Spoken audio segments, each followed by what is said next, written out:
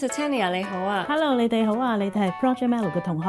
冇錯，今年多得同 HKMA 合作，令我哋有機會到訪咗唔同嘅大企業，所以我哋今日上嚟 office 想送翻份小禮物，多謝你。哇，咁有心啊！係咩禮物嚟㗎？梗係唔話俾你知住啦，我哋今次都準備咗快問快答，唔知你準備好接受挑戰未呢？梗係可以啦。第一條，搶到爆咗休息啊，定係超住慢慢做呢？我會揀搶到爆再休息嘅。如果公司突然之間有一筆花唔完嘅巨款，你第一件事會想做啲咩呢？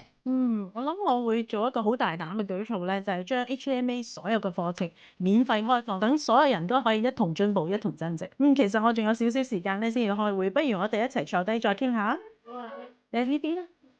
今年係 HKMA 65週年，委員都係嚟自唔同大企業嘅管理層。你覺得而家企業最重視嘅 excellence 係啲咩呢？其實今時今日咧，企業所追求嘅 excellence 已經唔係單單喺唔同嘅範疇裏邊咧，要做到最好最極致。而家企業所追求嘅 excellence 係要不斷改善、不斷進步。HKMA 每年都培育唔少嘅業界新血，展望未來10年，你認為年輕一代最需要培養咩關鍵技能呢？我覺得咧喺未來嘅時間裏邊咧，有2個技能咧係一定唔會 obsolete 嘅。